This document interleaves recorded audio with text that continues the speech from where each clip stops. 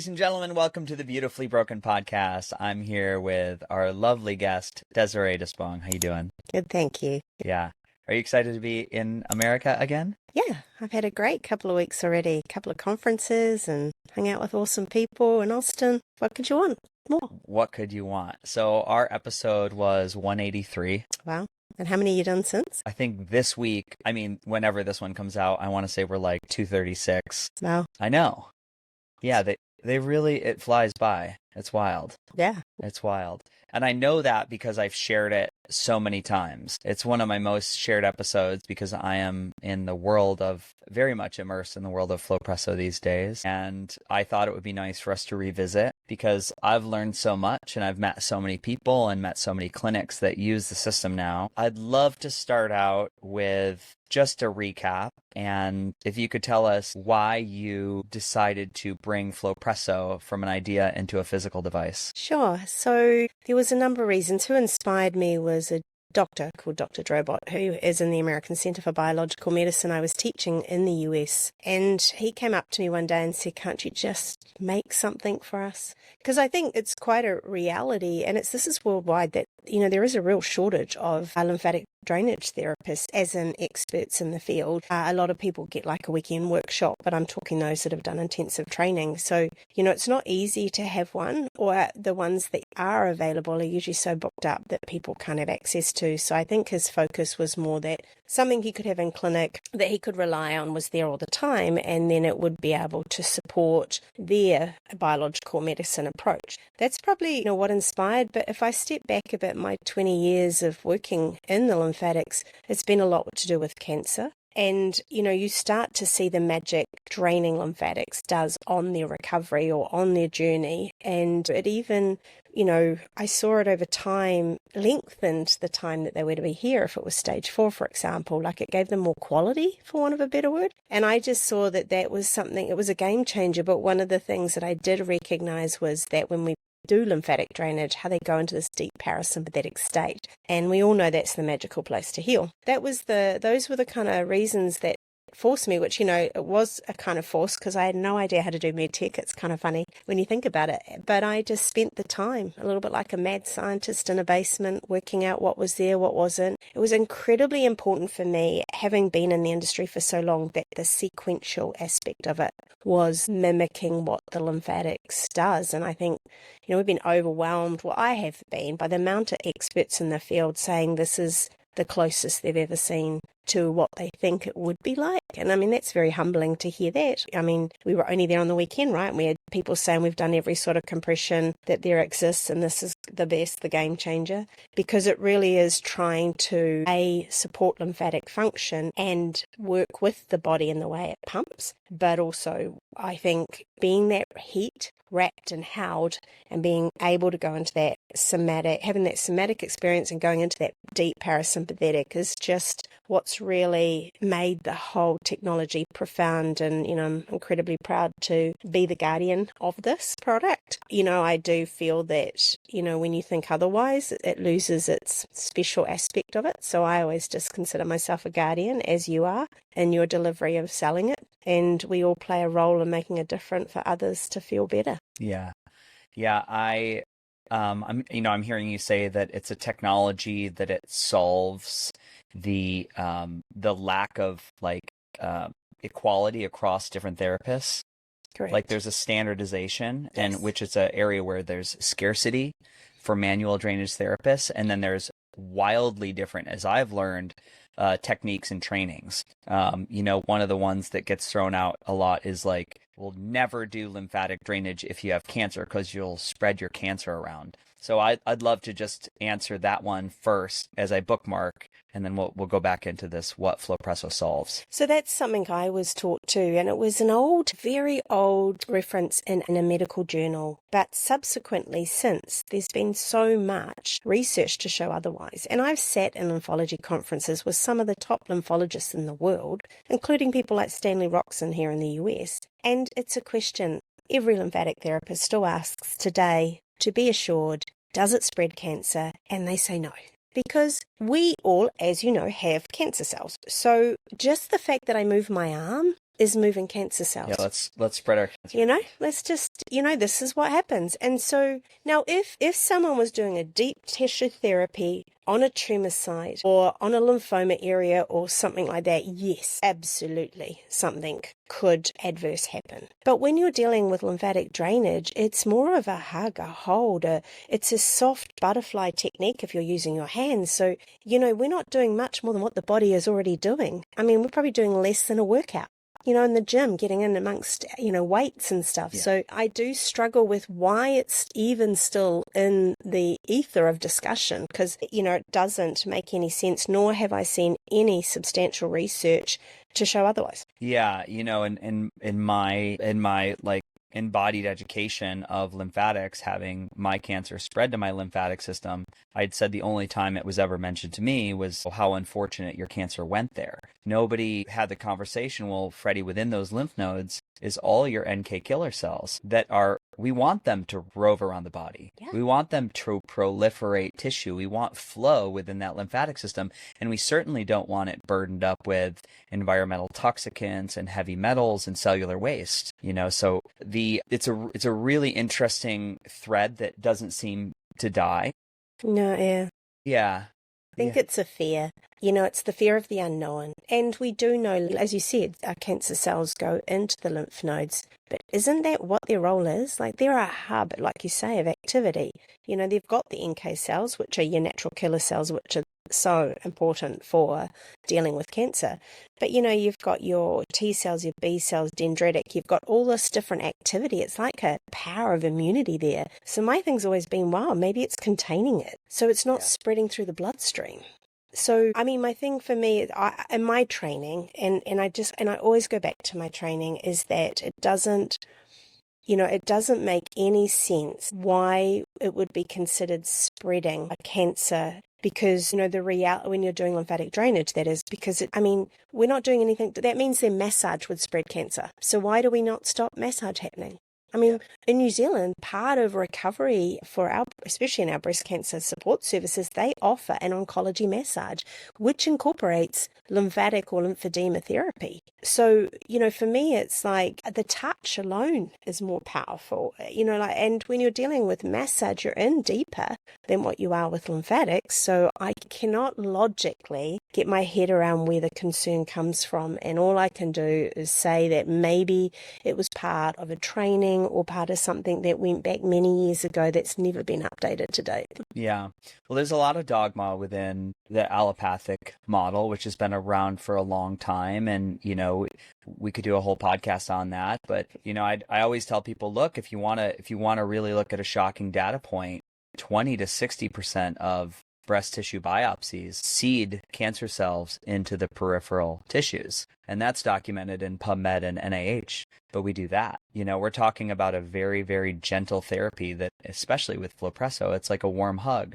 So I've never understood it. I want to go back to that little bookmark. And so it's standardizing the therapy. But then we're also adding in something that, from my understanding, a manual drainage therapist cannot do, and that is to move up the left and right sides of the body with bilateral pressure. And the first time I said it to somebody, they're like, well, what's happening? Well, what's really happening? What is happening? And I was like, oh my God, what's really happening?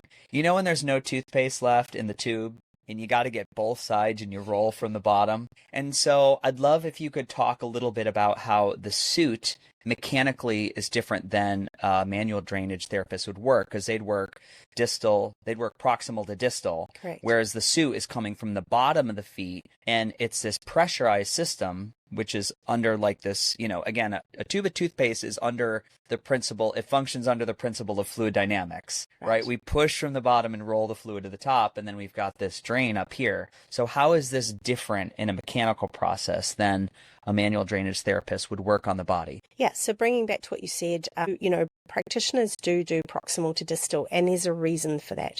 We're literally, when it comes to lymphatics, there's no pump, and we're literally pushing fluid uphill. So it really is not easy to open up and create. So, if I was doing manual drainage on you, I would not go down and start at your feet.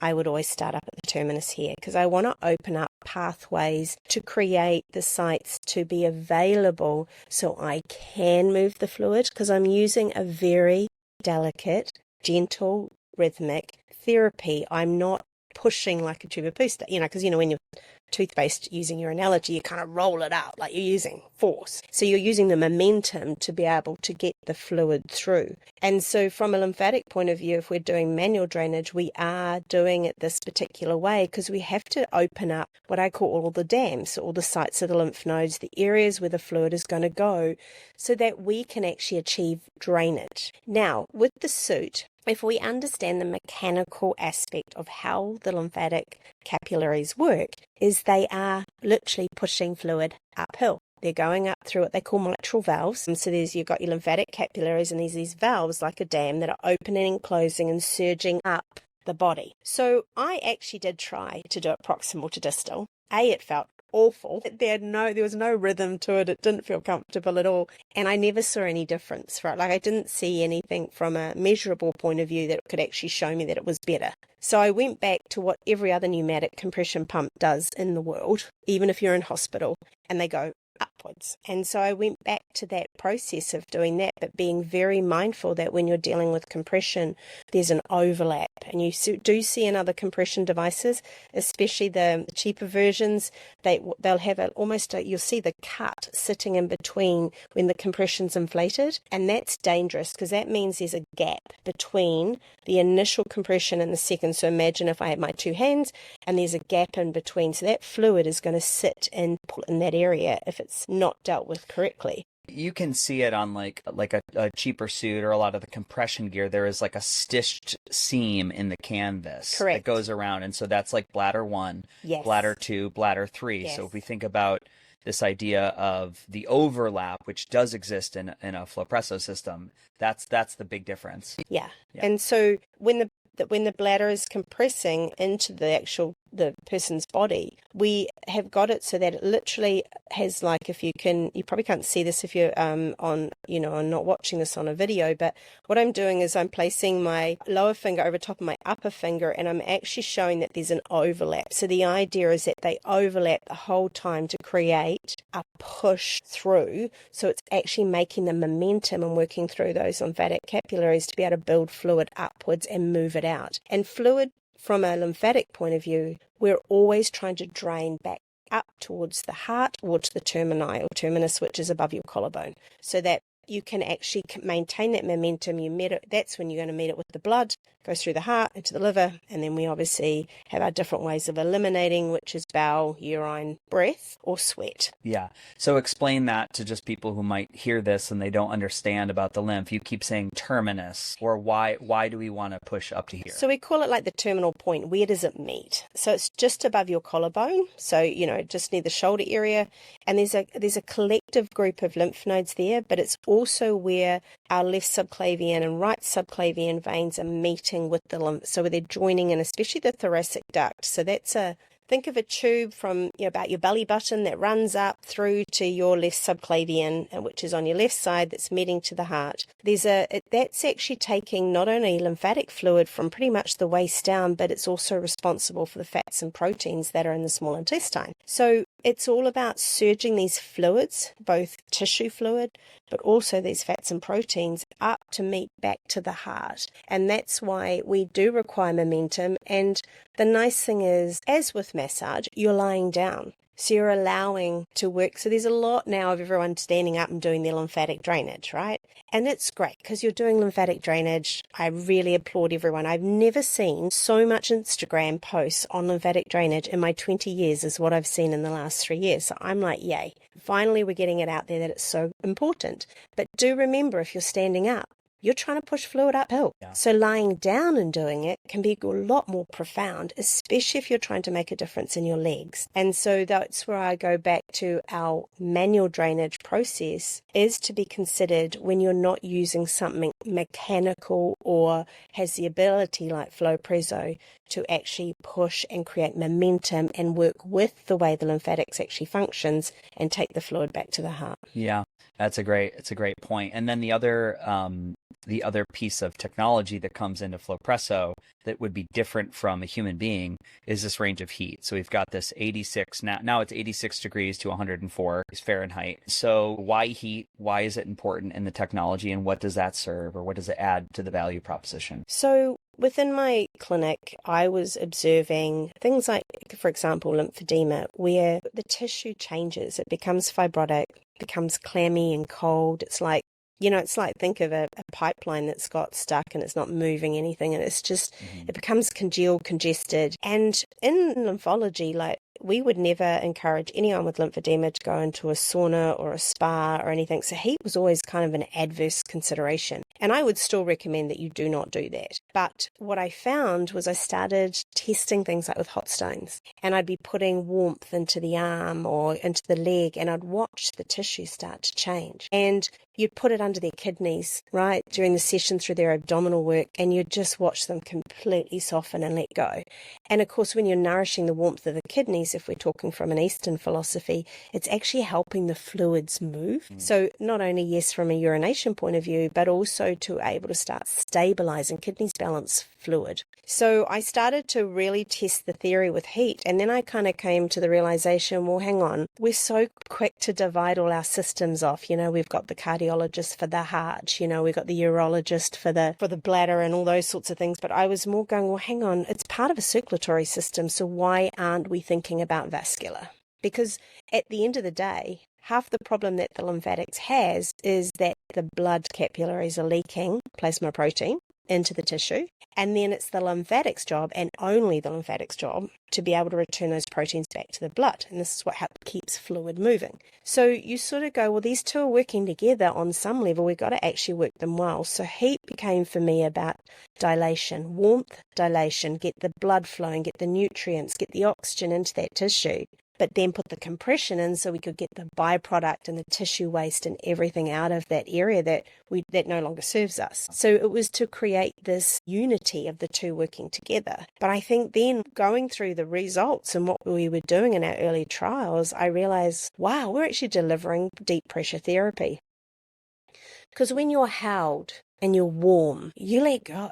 Your body is going into a completely different phase of, I feel like wrapped up, loved and hugged. And that's where we got the analogy from, was the amount of people in my research phase of trialing the prototype was, I feel like I'm hugged all over. And that was from first responders through to cancer patients. Yeah. And so it brings a completely different aspect. And I think one of the analogies I've learnt to say lately is, people make bone broth.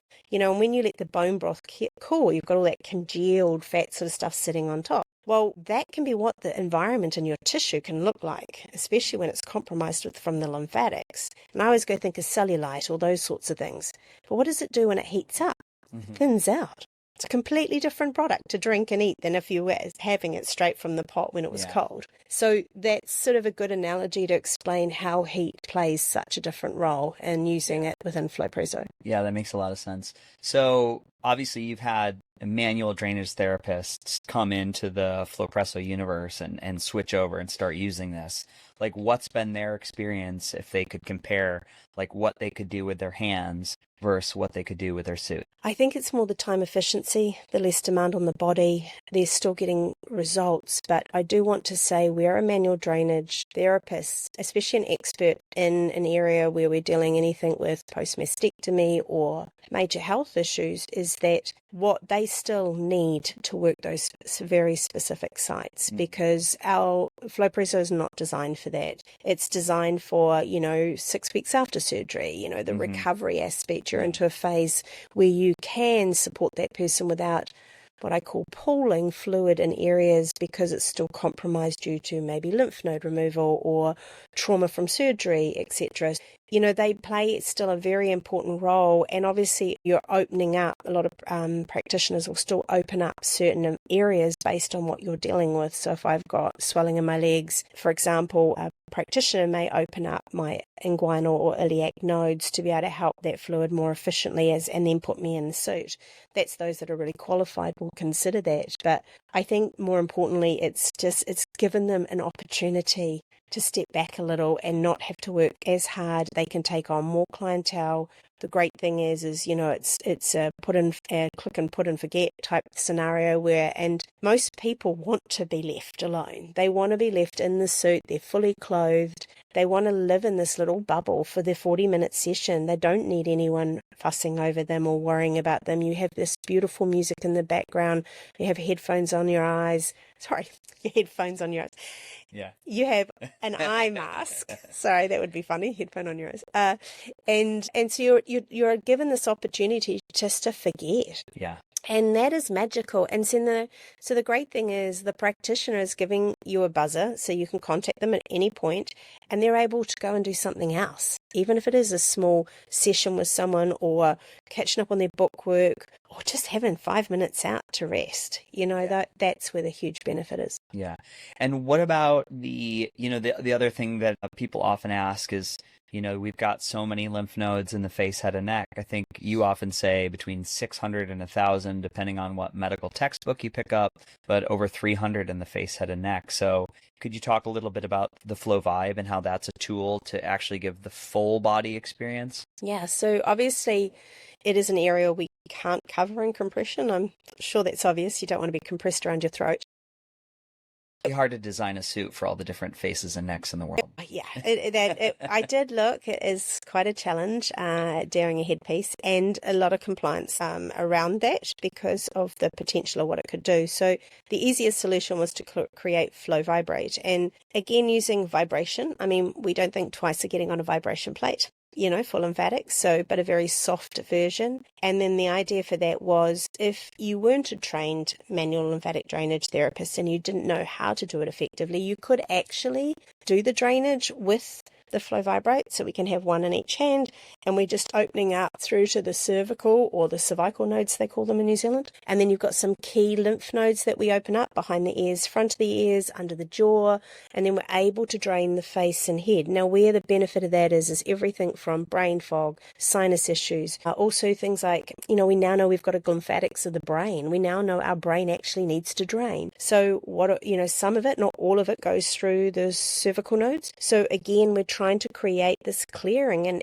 for the women out there that wake up in the morning like I do, being my age, is you've got a bit of puff and you want to clear the puff under your eyes and under your face, it's fantastic for that, for self-care. And that's where the advantage came in, is not only could we use it for clinical care, but we could send it home and allow someone to not be overwhelmed by how do I drain it manually, like which way do I put my hands, how do I send it this way, because it's got a little bit too complicated for some people. And this was just an easier solution to be able to sit in front of TV or in your case in your car on your way to everywhere you go. Everywhere I go. Yeah, it's really wild that, I never, that was definitely one health hack I didn't see coming.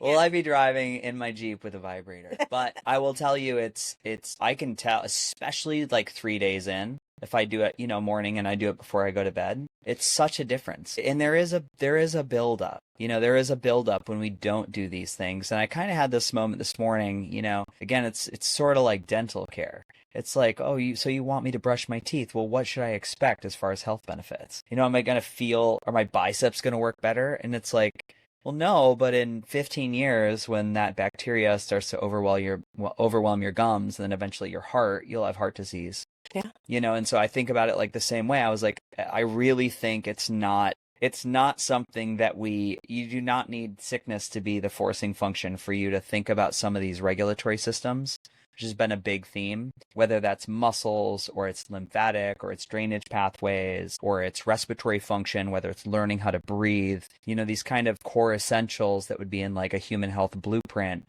that are just, they're essentials, and I think the next question I really want to ask you is like, why do I need a Flowpresso? Why do I need to do lymphatic drainage? It doesn't seem like my ancestors 300,000 years ago were sitting around under a big oak tree opening up pathways. Why today? There's a few different reasons. We're more sedentary, so we sit at an office desk. A lot of people do every day.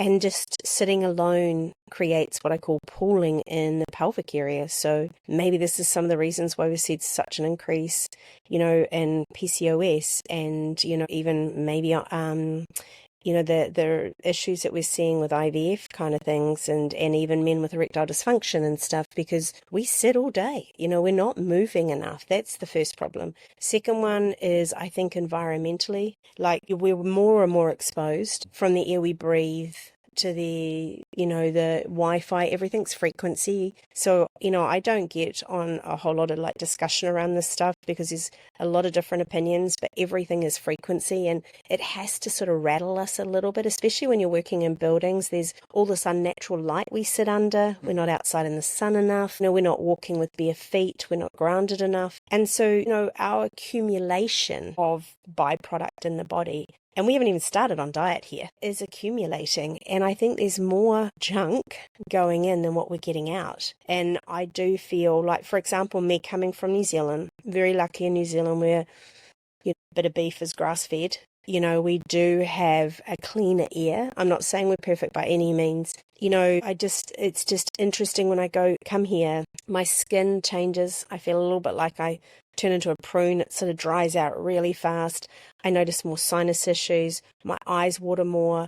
Excuse me telling everyone this, but your body odor change. I mean, when I go back to New Zealand, I feel like I have to detox for a month. It's the bizarrest things. You're exposed a lot more than we are, but I still see it a worldwide problem. And people understanding that, we've always done detox. I mean, detox has been around for years and it's great. But if the drainage pathways aren't working, because when you look at any MAP process, it all starts at cellular level. Then the next thing's the lymphatics. Then we talk about the organs and then the elimination processes. But we've got to get the pathways open to move the fluid out. Just think of that fish in a bowl. Like if the fish is your cell and the bowl's the water it's laying in and we feed it, and over time we're not taking the byproduct of that fish away and we don't have a filter to filtrate it, we know the fish is going to die, right? Yeah. And it's the same with our fluids. We're being overwhelmed, and that's why daily practice, it doesn't have to be an hour every day. I mean, that's why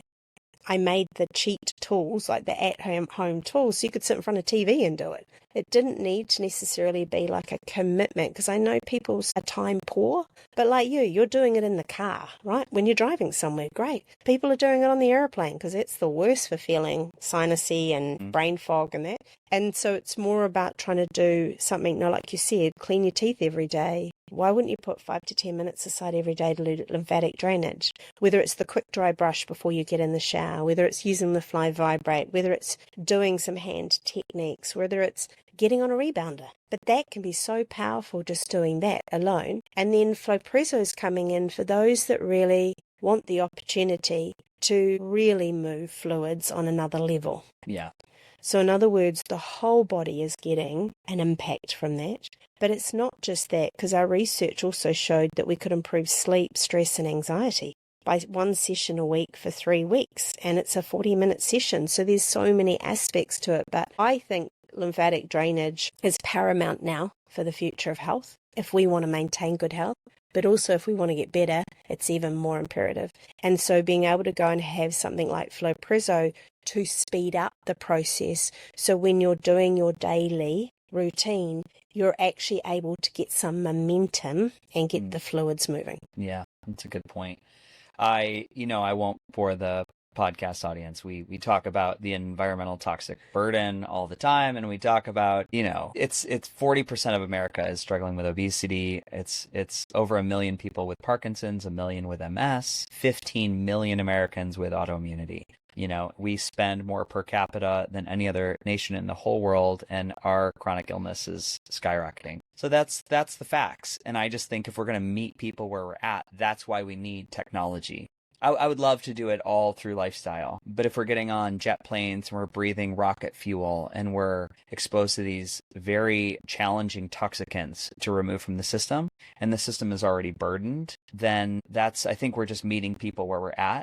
I never want to say like I'm an absolutist, and I think you can also chase outside yourself and just be just as sick. Well, what device or what technology do I need next is told me I need it and it's going to solve this problem for me. I think just slowing down and, again, educating is the big gap in this space from my experience, mostly with medical practitioners.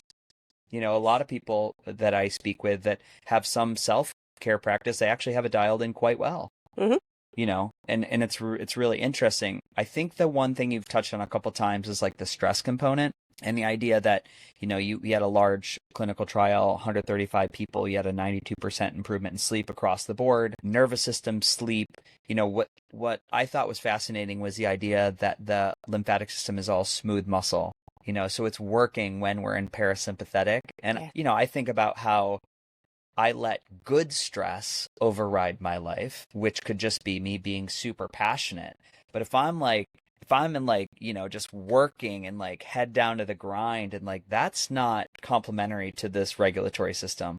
So I think we can all like just do a quick check-in, who's ever listening to this, and be like, well, am I in predominantly parasympathetic or am I in sympathetic overdrive? Most of the time, I think if there's one big driver for all of these conditions that we could tie everybody in together, it's chronic stress. Yes, I would agree. And we're seeing it in the research. So some of the things that we did as part of our studies, we did a pilot trial to begin with before we went into the 135, and I was doing heart rate variability. Now I did this on police, including AOS, which is like your SWAT. I did nurses, I did firefighters, and then I worked with chronic conditions, and I even brought in people that were or thought they were healthy. And I would say about 95% of all of those candidates, and there was a few, were living in a more fight-flight state than they were, so in a sympathetic than they were in a parasympathetic.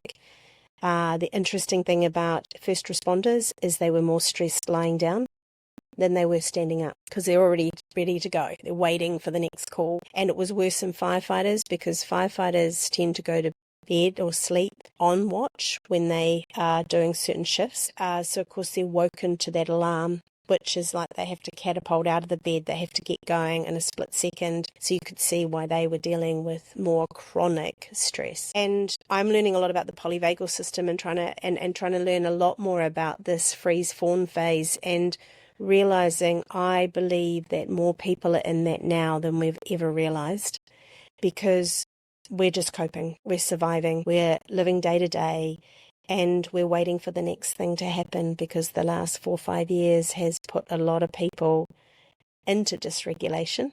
Just learning alone that touch and being around people is just as imperative as regulating from how much stress do you expose yourself every day. What are you dealing with environmentally? Are you really need to be in that relationship or not? That sort of stuff. So one of the things we found with Flowpresso, as I said earlier, was that deep pressure. It was like you were being held and given a safe environment to remember what balance felt like. It was like it's a remembrance to me. It's like the body is just going, oh, hang on, this is what it feels like to actually feel rest and repair, not to live in fight-flight, because you need a reference point. It's like meditation. When people try to teach you meditation for the first time, you look at them going, I don't know how to find that. What are you even talking about? Because there's no reference point. And then when you find it, then you get a little glimmer, and then you start to have this feeling of lightness and connectedness on a deeper level. You're going, oh, this is my reference point. But it can take weeks to get there in meditation. Whereas the Flowpresso, somehow it's got this little miracle where it just takes you there and it holds you there, and you're warm, and you've got this lovely, because the way the compression works is like a wave. You starts at your feet and it moves up your body, and then it lifts your shoulders up, and then you relax down again, and it squeezes you, and then it starts all over again. So there's this rocking momentum with being held. And I call it the deep reset. It's like, in my generation, we did this Control-Alt-Delete of our computer to reset the computer, right? I think it's doing that on a really deep level so the body can remember again what balance feels like. Now, if you go back to your lifestyle and make no changes, if you don't implement lifestyle changes to try and allow that to be more of your reality, it will continue. You'll go back. You'll keep falling back into that phase. But with those 3 sessions, what we found is that we started to regulate these first responders, the way they were living between parasympathetic and sympathetic. And we were getting some amazing feedback through our district commander, who was responsible for overseeing it all. He was getting calls from wives going, I've got my husband back again. Or he's down on the floor playing with the children again. Like, he's really interacting with them. Or I'm sleeping the best I've slept for 20 years. 8 hours for the first time in 20 years. There was this kind of feedback happening because the body started to remember. Yeah. Can we talk about some of the other studies that you've done in we've had some white papers come out in the last 6 months that are looking at other areas aside from sleep. You did and we should explain intracellular, extracellular fluid ratio to the audience. We definitely talked about it, but this idea that, 2/3 of the body's water should be in the cell and 1/3 is in the tissue. When that ratio is off, it's hard for the cell not only to let go of garbage, but to take in new beneficial nutrients. So we worked with a technology called SOZO bioimpedance, which is used a lot in hospitals, especially for lymphedema. So you're measuring things like BRMI, intracellular, extracellular fluids. My extra part of my resources within this, I had a program that could actually do quadrant change. So you could measure the difference between right and left arm, right and left leg, so that you could actually see what you did. What we found, now it doesn't seem like much from our research if you don't know much about it, but we were changing between 2 to 3% of that cellular change. Now that's considered significant in the world of that you can actually change that much fluid, and it was being consistent because A, I wanted to prove that we moved lymphatics, but B, I knew if we could change the extracellular and push it into intracellular, that would actually allow for recovery as well. And that was quite a big game changer for me. And then what was really fascinating is when we started studying, so we've launched a new product about 3-4 weeks ago called FlowVibe 2, and that was for the lymphedema industry because they really struggle with having something for self-care. Our only solution is a pump, and that's just a singular pump on the side of the extremity. So I wanted to develop this tech. Now, what came out of studying with this technology, which I thought was absolutely fascinating. So we just studied breast cancer, post-breast cancer, lymphedema or breast lymphedema, so arm or breast lymphedema. And so what we found, though, is that everyone, because I was monitoring all this quadrant change, had a 0.1 litre change in their legs, and all they were doing is from the chest up in their actual sequence of working with lymphatics. So for me, when you start to understand that you could just work terminus, breast tissue, arm, and you're changing 0.1 litres in your legs, that was mind-blowing for me to be able to actually have that kind of research, because you don't hear about any of this. You don't realise that maybe the work I'm doing up in my chest area is actually affecting my lower area. Yeah. But that was profound for us to see that we had actually changed those fluids. I mean, we get the visuals. We see people say, that I've lost, you call them pounds here, we call them kilos in New Zealand, and they were losing pounds around their waist. They were noticing, we were at a show on the weekend, a woman had severe edema in her ankles, and she has had a lot of health issues, and we put her in as part of a 15-minute feel-good session of the Flowpresso, and she caught up with me about 4 hours later. She goes, my ankles are so much better. So the research we're now working on is to go a little bit further and just see if we can learn things like, for me it'd be very exciting to understand inflammatory change. Like, can we change the inflammatory markers, or what happens with, over a period of maybe 6 weeks, if we can see the changes in, say, detoxifying metals, things like that. Because I think this is what helps people understand why they need to do it. Yeah, it helps. From my understanding, and we can continue to prove things out on the system, but essentially there's a robust amount of data that already exists on compression, lymphatic drainage, pneumatic pressure, on the National Institute of Health, in PubMed, to show anything from, like you're saying, this changing of fluid volume to accelerated wound healing to non-healing diabetic ulcers. Like, what are some of the things that you're aware of that already are in existence from technologies, we could say a sister or brother technology to Flowpresso? Well, I mean, I think just coming back first is, I think the biggest issue that we've got in the lymphology industry is we tend to still label it all for lymphedema or post-surgical like recovery. We aren't advancing enough to show the aspects of metal toxicity, those sorts of things. So yes, you will see, some of the stuff that we've come across is like, especially post-surgical recovery, like postpartum, things like, any sort of abdominal surgery, if you've had, obviously breast cancer or extract, surgery from a implant. There's been, where we see it amazing is hip surgery, post-hip surgery and knee, ACL joints, things like that. It's incredible to observe, and there's research on it. They've done quite a bit of research for performance, so performance recovery in athletes.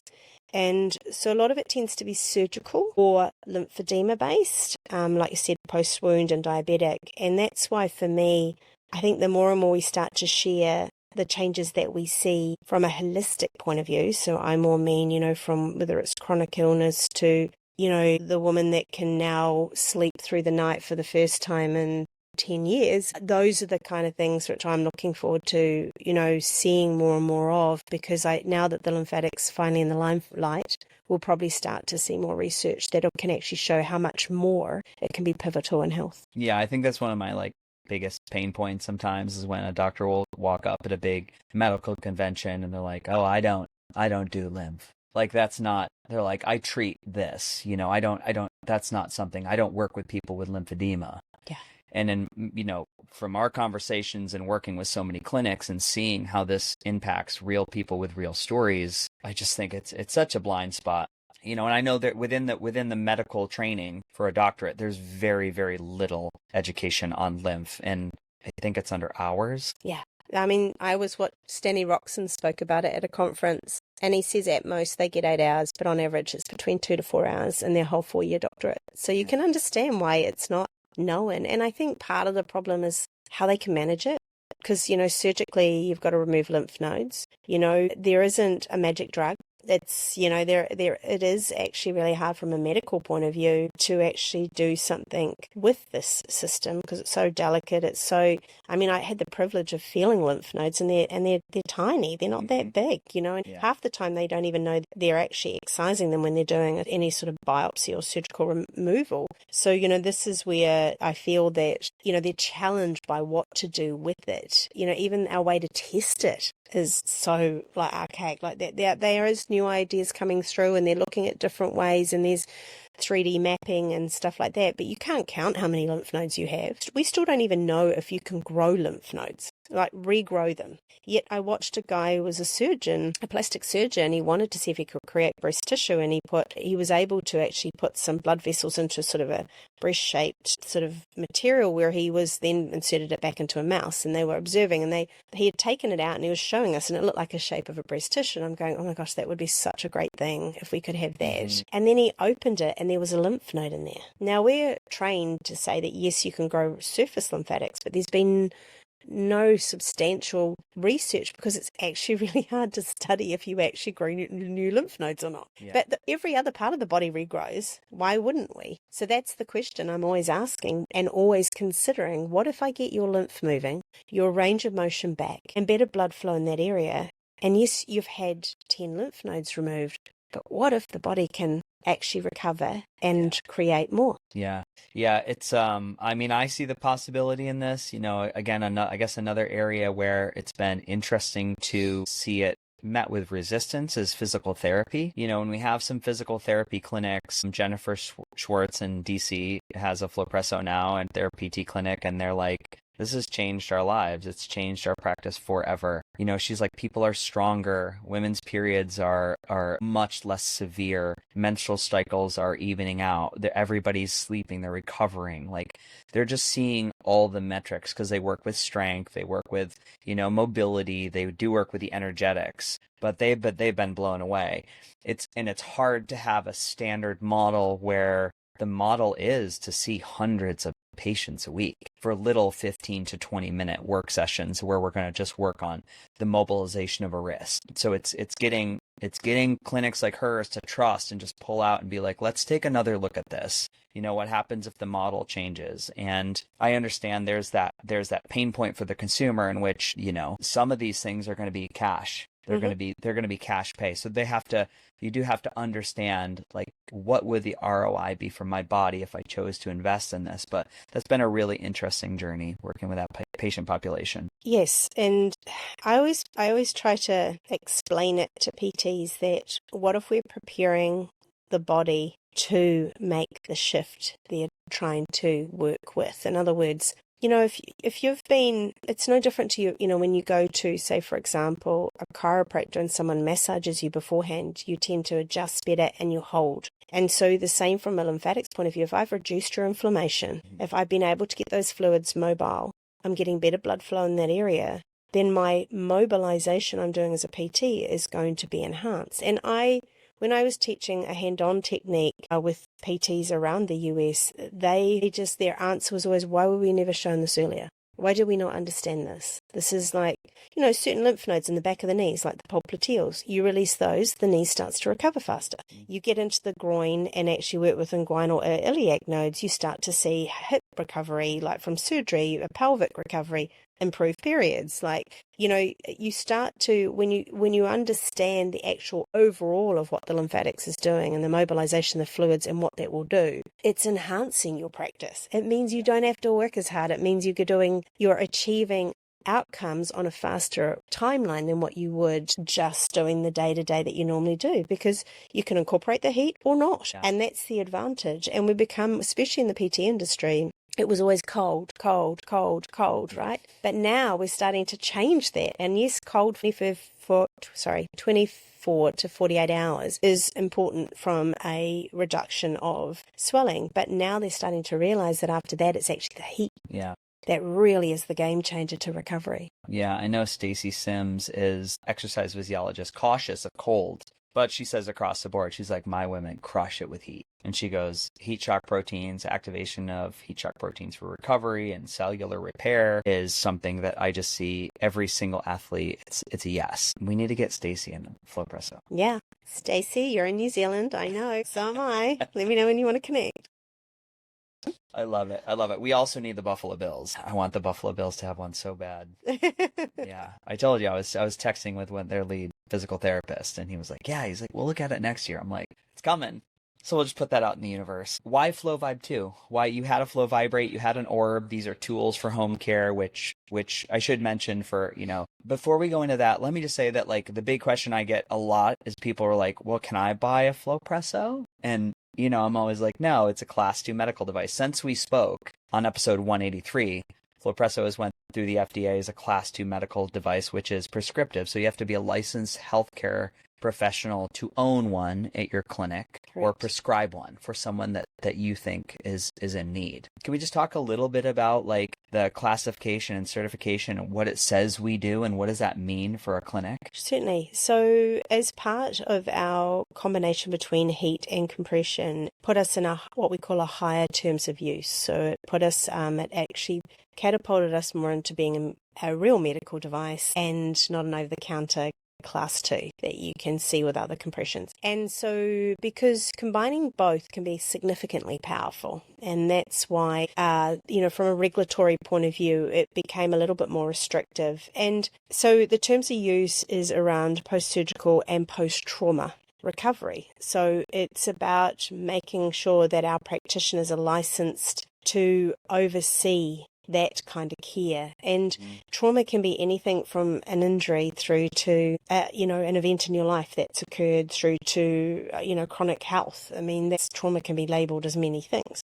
So it did mean that we were now in a position where our practitioners needed to be licensed to prescribe or to deliver medical devices. So it can be anything from a naturopathic doctor to an esthetician, for example. And it did create a little bit of, unfortunately, a ripple because it did limit us. But, what it has done is it's put us in a league that is very different to what maybe a competitor would have been, because now we're being recognised to be used in more clinical aspects rather than just in at home. And one of the things I did see is that for example, an at-home product, not everyone understands the power of draining lymph. So, for example, every day for 5 days will throw you into a significant detox. You will feel awful. All sorts of symptoms will come up. You'll think your world's ending because you've literally opened up the pathways and everything's draining all at once. Combination of heat and compression, for women, that can bring on a sense of anxiety if you don't know how to regulate that because, hot flushes, or you call them hot flashes. It's understanding that. The fact that we wrap and hold you can bring up trauma. It can literally bring up cellular trauma. And you're like, hang on, what's going on? I had a police officer in the middle of a conference at a health and wellness safety group, and she had been in the field for a long time, and she had, in the middle of this conference, a reoccurrence of a PTSD moment, and you saw her starting to react, and I came over and just held her hand, and then she just breathed through it and she released, and she said it was one of the most powerful impacts of her life. She could see it all coming. She realized she didn't have to do anything. She was safe because she could feel the suit holding her, and then all of a sudden it dispersed. But had she gone into the fear, it could have been a different situation. Yeah, it's powerful. Yeah, and it's also an experience that you're not going to self-facilitate. Like, you're going to have someone button you in, set your temperature, set your pressures, make adjustments, put an eye mask on, give you headphones. The magic, and it's great to do alone, but the magic is to be held and served and have someone holding space. And that's a 5-minute exercise by someone else. But truly the design of the suit, in my experience, that's where the magic is. Yeah. And, you want, coming to your point, yes, that the magic of having someone to put you in, but someone that's actually overseeing your care. Yeah. So your recovery so you're not dealing with Herx responses. You are coming out of that suit, for example, feeling like you've been hugged all over, in a state of bliss, feeling light, not having 3 days of massive detox afterwards, like being carefully supported through that healing process. So, what it has pushed me is to realize I need to now do a very high level over-the-counter product. And now with Lymphatics getting into the limelight, I think this is where we'll be able to deliver something like that, whereas in the past no one really understood it needed to be certain pressures, it needed to be done a certain way. I'll just buy the cheapest virgin and I'm okay. Now we'll be able to lean into all those other people that want one at home and all the rest, and that tech won't be as advanced, but it'll still deliver the same experience, and it can be moderated in alignment with practitioners that may not have, or people at home that may not have that expertise. Yeah. I think there's such a powerful piece of community, and in my experience, we don't heal alone. Loneliness is a generator of disease. And I think that's a part of the real pandemic right now, is just we're all so separate, even though we're hyper connected. And that's part of the joy for me, is putting somebody in a suit and being like, wow, look what I did for this person today. Because they get out and it's, I've said this on other podcasts, there's like, of all the tech I have some great stuff in the house. There's nothing in its somatic, like, deliverance and like felt experience and 40-minute transformation like Flowpresso, like, hands down. And that's why I continue to like stand by it and rave about it and work with the team, and why I choose to be part of the Flowpresso family, because it is so, so, so powerful. So I want to celebrate you for that invention again. Thank you. Just quickly, why FlowVibe 2? Because we said we've got these home care tools that are like, again, for me, it's like brushing your teeth between dental appointments. Like, you go to the dentist, you go do Flowpressos, but your home care I choose to use vibration for that. So why did we do a FlowVibe 2? As I said earlier, it was actually a drive. I still speak every other month in New Zealand on lymphedema to help women know how they can manage this condition. And it's been so obvious for so long that there's so little available for at home. And so the big drive behind it was actually, and all our messaging is for lymphedema. That's not to say it can't be used by others. So what I did is I took the 3 vibrations that are sitting in FlowVibrate. I then added one of the oscillations that's in the Flow Orb, and then I brought in 35 hertz, which is a frequency known for microcirculation. So the idea was that not only could they open their drainage pathways, but they could work on dense tissue. And so, yes, it would be like even women with cellulite might like to use it, or people with, abdominal issues where they need to get that density and go into different layers, that's the advantage to it. So it was really like a one-stop shop. I mean, in our research, we had one woman that completely stopped using her pump. She said, for the first time in my life, I'm not stuck to this thing 1 hour a day. I can just do this in front of the TV. It's amazing. So, for me, it's about lifestyle. It's about quality of life. And this was an option to make it available to those women and men, because men get breast cancer too out there, that they had a choice that they could do something a lot easier on themselves than being hooked up and having to go for intense therapy. They could actually do something every day as well. Yeah, awesome. Well, we're probably at our hour. One could have just knocked on the studio, so we're going to close it down. I'm going to give you one last question, because since we last had our episode 183, the world's changed a lot. So you can wave a magic wand. You can turn in all the iPhones to channel Desiree.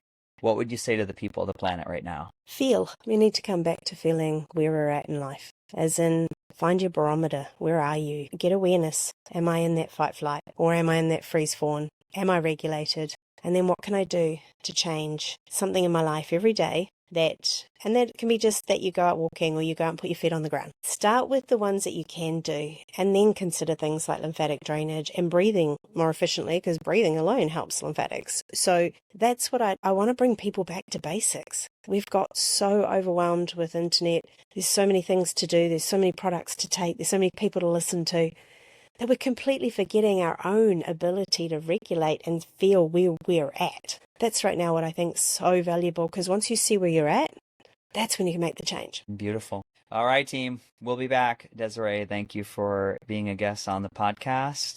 Thank you, Amy. Big love. Yeah. Thanks, everyone. All the best for health. Bye, team.